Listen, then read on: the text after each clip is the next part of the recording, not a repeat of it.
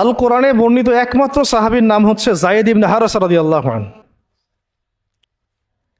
আমাদের এখানে যে ইয়াং ছেলেরা বসে আছেন সবার জন্যে যায়েদ বিন হারেসা রাদিয়াল্লাহু আনহু মহব্বত, ত্যাগ, ভালোবাসা, জীবন উৎসর্গের এবং জীবনের লক্ষ্য খুঁজে পাওয়ার একটা মূর্ত প্রতীক হতে পারে।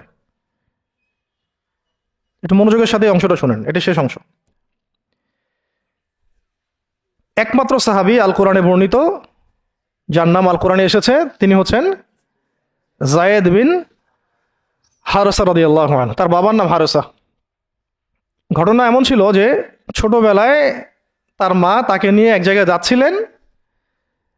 তো আগে তো ওই যে ডাকাতি হতো, জলদস্যুর আক্রমণ করতো না, এরকম তাঁবুর মধ্যে আক্রমণ হয়েছে এবং তার মায়ের কাছ থেকে সন্তানকে কেড়ে নিয়ে চলে গেছে। মায়ের জন্য কত কষ্টকর এটা। সন্তানের মহব্বত, এটা তো বাবা মারাই বুঝবে সন্তানের প্রতি মহব্বত কাকে বলে, সন্তানকে ছেড়ে থাকার কষ্ট, এটা যারা বাবা মা হয়েছেন তারাই তো বুঝবে। তো এদিকে বাবা মা পাগল প্রায়, সন্তানকে খুঁজে পাওয়া যাচ্ছে না, আর দস্যুরা তাকে নিয়ে ওকাস বাজারে বিক্রি করে দিয়েছে। কোন বাজারে? ওকাস। এটা ছিল মক্কায় একটা বাজার, ওখানে মেলা হতো, ওকাস, ওখানে বিক্রি করে দিয়েছে। তো ঘটনাক্রমে তখন তার বয়স মাত্র কত হবে, 8 থেকে 10 বছর। ঘটনাক্রমে তাকে খরিদ করেছেন খাদিজা রাদিয়াল্লাহু আনহা। খাদিজা রাদিয়াল্লাহু আনহার আত্মীয়, খাদিজা রাদিয়াল্লাহু আনহার আত্মীয়। তখন কিন্তু নবী সাল্লাল্লাহু আলাইহি ওয়াসাল্লাম নবুয়ত পান নাই, মানে ওহী আসেনি এখনো, বিয়েও হয়নি এখনো। খাদিজা রাদিয়াল্লাহু আনহার সাথে এখনো বিয়ে হয় নাই। তো তার আত্মীয় তাকে কিনে নিয়ে আসছেন, এনে খাদিজা রাদিয়াল্লাহু আনহার খেদমতে দিয়ে দিয়েছেন। খাদিজা রাদিয়াল্লাহু আনহার সাথে যখন নবী সাল্লাল্লাহু আলাইহি ওয়াসাল্লাম বিয়ে হলো তখন তো তার বয়স 40, আর আমাদের নবী সাল্লাল্লাহু আলাইহি ওয়াসাল্লামের বয়স 25। এটা বাংলাদেশে হইলে বাংলাদেশের মানুষ মেনে নিত না, তালাক করাই ছাড়তো অনলাইনের মাধ্যমে। কথা বুঝতে পারছেন? যদিও দুজন সুখী, যদিও ধরেন দুজন সুখী একে অপরকে পেয়ে। এখন যদি আমাদের এখানে কোনো ভাই 40 বছর বয়সের কোনো মেয়েকে বিয়ে করে, যার নিজের বয়স হচ্ছে 20 বা 25, তো সমাজই ওকে তালাক দেওয়া ছাড়বে, যদিও সে ওই মেয়ের সাথে সুখী। হ্যাঁ, মানে বিয়ে কেন্দ্রিক যত জাহালাত এগুলোই দূর হয় নাই সমাজ থেকে এখনো। রাসূল সাল্লাল্লাহু আলাইহি ওয়াসাল্লামের সাথে বিয়ে হলো, বিয়ে হওয়ার পরে এমন হয় না যে আপনি কাউকে বিয়ে করেছেন এবং আপনার তাকে খুব পছন্দ হয়েছে, দুজন দুজনকে পেয়ে সন্তুষ্ট আর কি, তেমন আপনি চান না তাকে কিছু হাদিয়া দিতে, হাদিয়া তোফা দিতে মন চাবে না? হাদিয়া দিয়ে কি আবার কেউ ফেরত নেয়? তো হাদিয়া তোফা দিতে তো মন চাবে। খাদিজা রাদিয়াল্লাহু আনহা হাদিয়া দিচ্ছেন নবী সাল্লাল্লাহু আলাইহি ওয়াসাল্লামকে যে হে মুহাম্মদ, আমার খুব প্রিয় একজন দাস আছে, আমার খুব প্রিয় একজন দাস আছে, এবং তার চেহারা দেখে আমি বুঝতে পারি যে সে খুব বুদ্ধিমান এবং সে খুব সৎ। চেহারা দেখলে বোঝা যায় না মানুষের? চেহারা কিন্তু কথা বলে, চেহারাও কথা বলে, তবে দেখার চোখ থাকতে হবে, দেখার মতো চোখ থাকতে হবে। গুনাহের চোখ দিয়ে তো কারো চেহারা পড়ার সুযোগই নাই। যেমন আনাস রাদিয়াল্লাহু আনহু, তার জন্য নবী সাল্লাল্লাহু আলাইহি ওয়াসাল্লাম দোয়া করে দিয়েছিলেন না? তার মা দেখেই চিনে ফেলছেন যে হ্যাঁ উনি শেষ নবী, এই চেহারা কোনো মিথ্যাবাদীর চেহারা না। এরকম করে কথা বলা হচ্ছে, ইয়া রাসূলুল্লাহ আমার ছেলের জন্য দোয়া করে দেন। আব্দুল্লাহ বিন সালাম রাদিয়াল্লাহু আনহু ইহুদি ছিলেন, যখন নবীজি মদিনায় গিয়েছেন তার চেহারা দেখেই তিনি বুঝে ফেলছেন যে তিনি শেষ নবী, এই চেহারা কোনো মিথ্যাবাদীর চেহারা হতে পারে না। তো ওই চোখ থাকতে হবে এবং ওই কলব থাকতে হবে পড়ার জন্যে। তো খাদিজা রাদিয়াল্লাহু আনহা হাদিয়া দিয়েছেন যে আমার খুব প্রিয় একজন দাস আছে যায়েদ। তো নবী সাল্লাল্লাহু আলাইহি ওয়াসাল্লাম এটাকে গ্রহণ করেছেন, হাদিয়া গ্রহণ করে তিনি দেখেন যায়েদ বিন হারেসা রাদিয়াল্লাহু আনহুর তাকদীরটা কেমন হলো। স্থলদস্যুদের হাত থেকে ওকাস বাজার থেকে চলে আসলো কোথায়? খাদিজা রাদিয়াল্লাহু আনহার বাসা, সেখান থেকে নবী সাল্লাল্লাহু আলাইহি ওয়াসাল্লামের সোহবতে। চিন্তা করা যায়? এই তাকদীর তো ইউসুফ আলাইহিস সালামের চেয়েও কম সৌভাগ্যের না। ইউসুফ আলাইহিস সালামের কি হয়েছে? ভাইয়ের ষড়যন্ত্র, সেখান থেকে কূপ, কূপ থেকে রাজপ্রাসাদ, সেখান থেকে জেল, জেল থেকে আবার রাজপ্রাসাদ। তারপরে তো পুরো মিশরের বড় একটা অংশের রাজনৈতিক দায়িত্ব, এবং সেখান থেকেই বনু ইসরাইল পরে আবার মিশরে আসলো। প্রায় অন্য একদিন আলোচনা করবো ইনশাল্লাহ। তো এখানে যায়েদ ইবনে হারেসা রাদিয়াল্লাহু আনহার তাকদীর কেমন? অনন্য সাধারণ, এত এত চমৎকার যে এটা তো ঈর্ষণীয়। আলী রাদিয়াল্লাহু আনহু ছাড়া এমন তাকদীর তো মনে হয় আর কেউ পান নাই, যে নবী সাল্লাল্লাহু আলাইহি ওয়াসাল্লামের ঘরের মধ্যে তিনি সবসময় তার সাথে তার খেদমত করছেন। শুধু তাই না, নবী সাল্লাল্লাহু আলাইহি ওয়াসাল্লাম তাকে নিজের পুত্র বানিয়ে নিলেন।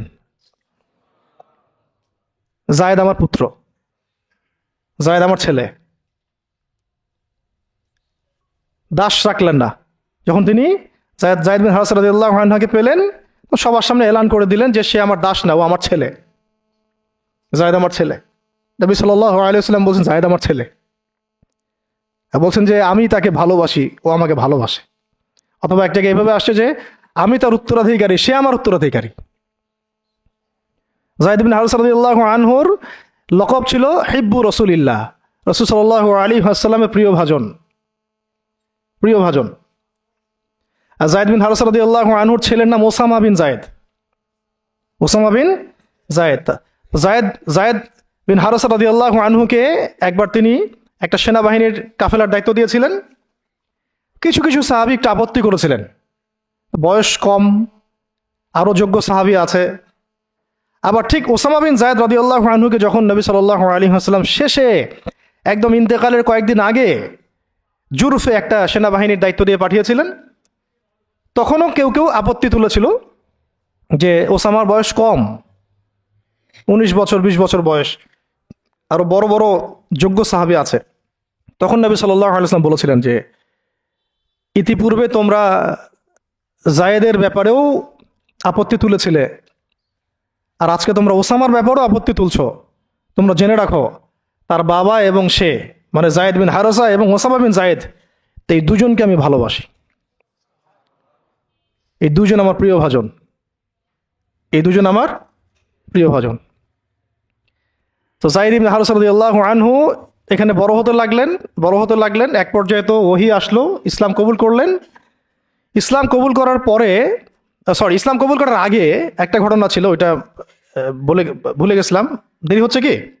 আচ্ছা, ইসলাম কবুল করার আগে একবার তার বাবা মা তার খোঁজ পেয়েছিলেন। হজ করতে আসছেন কিছু মানুষ মক্কায়, তখন হজমরা ছিল বিকৃত, এসে দেখছে যে এই তো যায়েদ। তো ফিরে গিয়ে তার বাবাকে খবর দিছে, যায়েদকে দেখলাম মক্কায়। তো তার বাবা আসছেন হারেসা, ঠিক আছে, এসে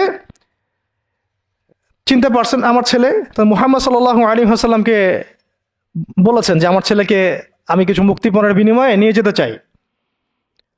তো নবী সাল্লাল্লাহু আলাইহি ওয়াসাল্লাম বলেছেন ঠিক আছে, মুক্তিপণ লাগবে না, আমি আপনাদেরকে আরো সহজ একটা অপশন দিচ্ছি।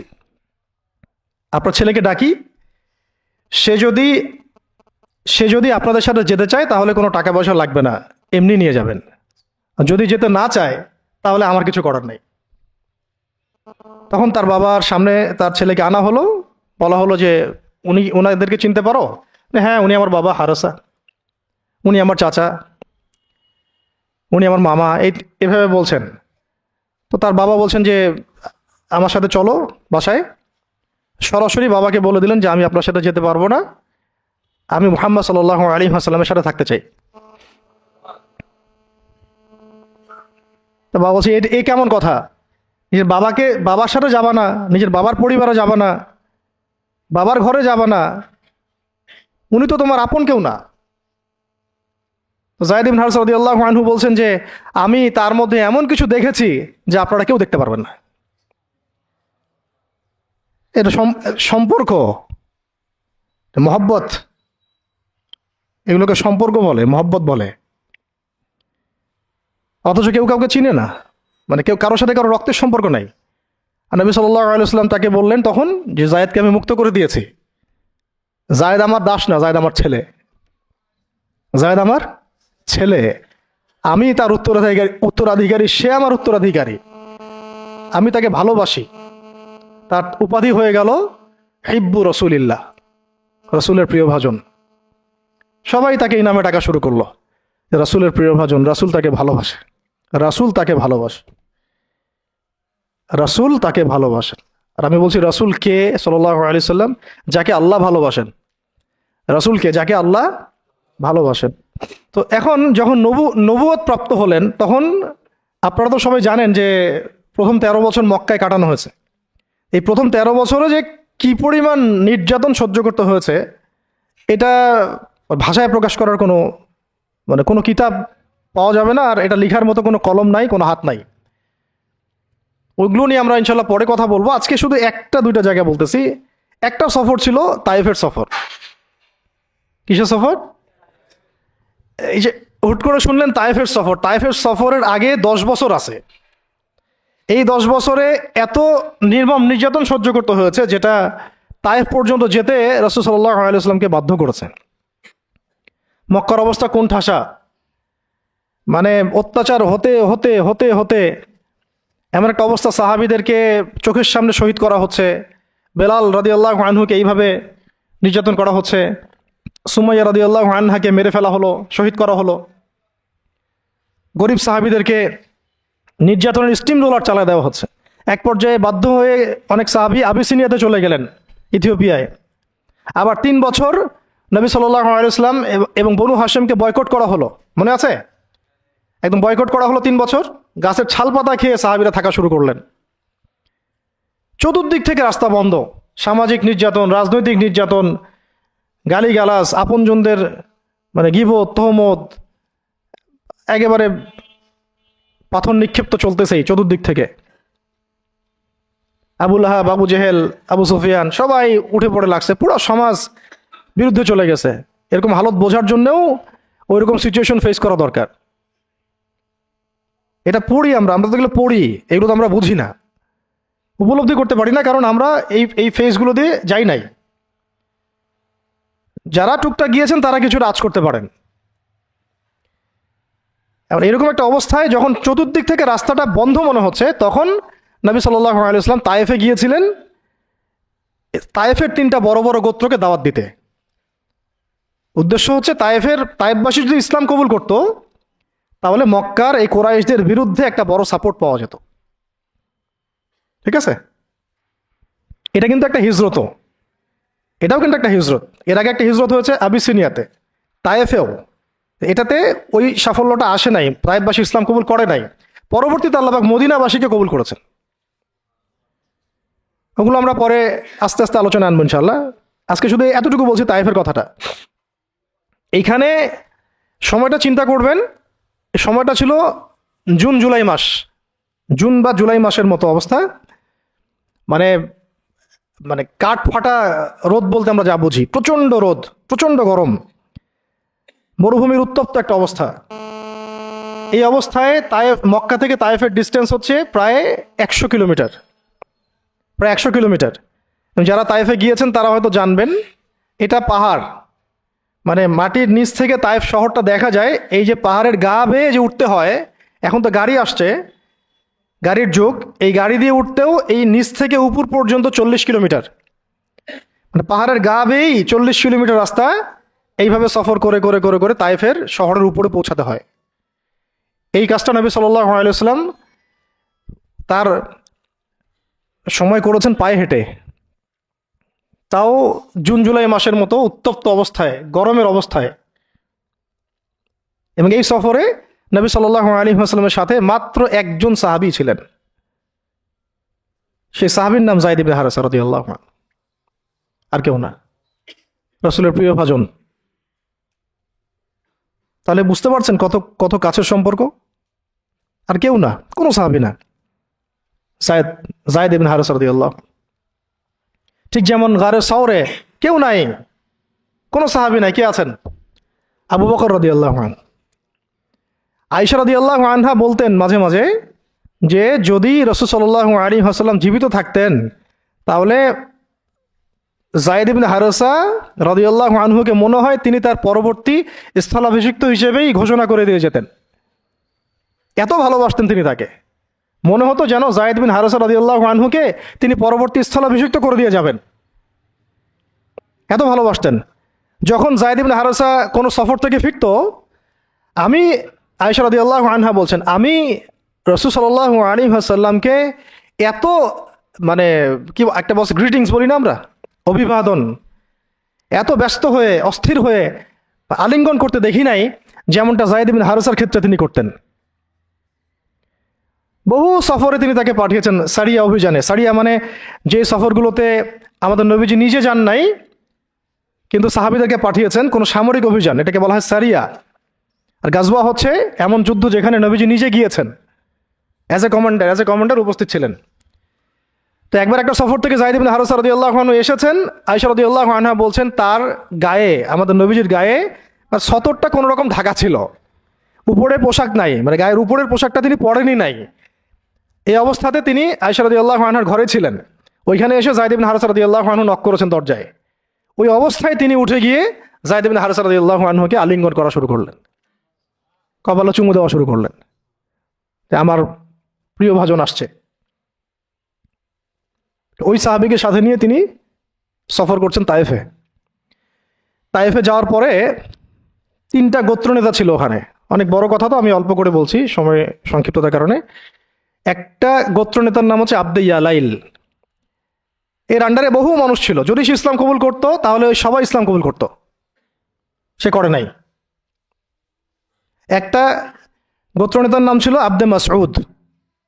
তার আন্ডারে বহু মানুষ ছিল এবং ধনী ধনী বড় বড় ধনী ব্যবসায়ী, রাজনীতিবিদ, সে ইসলাম কবুল করে নাই। আরেকটা লোক ছিল, তার নাম হাবিব বিন আমর, এই 3 নাম্বার গোত্রনেতা। তো সেও ইসলাম কবুল করে নাই। ইসলাম কবুল না করার কারণে এই 3টা গোত্রনেতার কাছ থেকে, আপনারা কি মনে করেছেন একদিন দাওয়াত দেওয়া হয়েছে? প্রায় 1 মাস নবী সাল্লাল্লাহু আলাইহি ওয়াসাল্লাম এই তাইফের এই ময়দানে ছিলেন, দাওয়াতের ময়দানে। কোনো কিতাবে আসছে 10 দিন, কোনো কিতাবে আসছে 15 দিন, 17 দিন, কিন্তু অ্যাপ্রক্সিমেটলি 1 মাস, এটা বিভিন্ন সিরাতের কিতাবে আসছে। এই 1টা মাস তাইফে থাকা, খাওয়া দাওয়া তো আল্লাহ ভালো জানেন কি হয়েছে। তার সাথে একজন মাত্র সাহাবী, দরজায় দরজায় দাওয়াত দেয়া, এবং সবাই দাওয়াত রিফিউজ করলো। বড় বড় 3টা গোত্রনেতাও রিফিউজ করে দিল। শুধু যে রিফিউজ করলো তা না, বরং এমন টিটকারি শুরু করলো, এমন ব্যঙ্গাত্মক আচরণ শুরু করলো যে শেষ পর্যন্ত ওই এলাকার যত ছোকরা ছিল, যুবক, তরুণ, কিশোর, কিশোরী বেশি আসছে বর্ণনায়, এদেরকে লেলিয়ে দেওয়া হলো, সবার হাতে পাথর উঠিয়ে দেওয়া হলো যে এই ব্যক্তি মাজনুন, নাউযুবিল্লাহি মিন যালিক। মাজনুন মানে পাগল, এই ব্যক্তি কাযযাব, এই ব্যক্তি মিথ্যাবাদী, এই ব্যক্তি সাহের, এই ব্যক্তি জাদুকর। কাকে বলা হচ্ছে? সবাই মিলে পাথর মারো তাকে, নাউযুবিল্লাহি মিন যালিক। দৃশ্যটা একটু চিন্তা করেন। 10 বছর মক্কায় দাওয়াত দেওয়ার পর চতুর্দিক থেকে কুরাইশদের নির্যাতন, নিপীড়ন, শারীরিকভাবে, মানসিকভাবে, আত্মিকভাবে, সামাজিক বয়কট, 3 বছর গাছের ছালপাতা খেয়ে পাহাড়ের পাদতলে জীবন কাটানো বনু হাশেমের। আবার আমুল হুজনও হয়ে গেছে। ওই একই বছরে কয়েকদিনের মধ্যেই চাচা আবু তালেবও ইন্তেকাল করেছেন, খাদিজা রাদিয়াল্লাহু আনহাও ইন্তেকাল করেছেন। কি অবস্থা, কি অবস্থা ওই সময় চিন্তা করে, কি কষ্টের সময়, কিরকম কষ্টের সময়। আমরা তো উপলব্ধি করতে পারবো না। আমরা তো গাজাবাসীর কষ্ট উপলব্ধি করতে পারি না, রাসূল আর সাহাবীদের কষ্ট কি উপলব্ধি করতে পারবো? এই অবস্থায় আশার আলো নিয়ে তায়েফে যাওয়া, সেখানে গিয়ে যে 1 মাস এই মেহনত করার পর এই অবস্থা, সমস্ত ছোকরারা পাথর মারা শুরু করলো। কি পাথর মারার সেই গতি, যেখানে পাথর মারা হয়েছে ওই জায়গা আমরা দেখে আসছি আলহামদুলিল্লাহ। কি পাথর মারার গতি, এমন পাথর মারা হচ্ছিল যে রাসূল সাল্লাল্লাহু আলাইহি ওয়াসাল্লামের মানে গায়ে লেগে রক্ত বের হতে হতে সেই রক্ত দিয়ে পায়ের যে জুতাটা আছে এই জুতাটা আটকে গেছে, এইভাবে জুতা খোলা যাচ্ছে না। রাসূলুল্লাহ সাল্লাল্লাহু আলাইহি ওয়াসাল্লাম পা থেকে জুতা খোলা যাচ্ছে না, রক্তে আটকে গেছে। আর মানুষ বলছে পাগল, মিথ্যাবাদী, হ্যাঁ, জাদুকর, জিনে আসর করছে, মানুষ বলতেছে এগুলা। রাজনৈতিক ক্ষমতা চায় মনে হয়, হ্যাঁ, অর্থ চায় মনে হয়, দুনিয়ার জৌলুস মনে হয় চায়, আমাদের আমাদের ঐক্য বিনষ্ট করতে আসছে। মারো একে, মেরে বিদায় করো এখান থেকে। কোন পর্যায়ে গেলে মানুষ এই কাজ করতে পারে? কি পরিমাণ ক্ষোভ থাকলে মানুষ এই কাজটা করতে পারে? আর কার এগেনস্টে করছে? আল্লাহর প্রিয় হাবিব, যার জন্য আল্লাহ পাক ফিরদাউস রেখেছেন, মাকামে মাহমুদ রেখেছেন, যার সুপারিশ ছাড়া আমরা মনে হয় না জান্নাতে কেউ যেতে পারবো, অসম্ভব। যার যার সুপারিশ ছাড়া বিচার শুরুই হবে না কিয়ামতের মাঠে, হিসাব নিকাশ শুরুই হবে না, জান্নাত তো বহুত দূরের কথা। জান্নাতের দরজাও খোলা হবে না যিনি আগে না ঢোকা পর্যন্ত। তাকে মানুষ এভাবে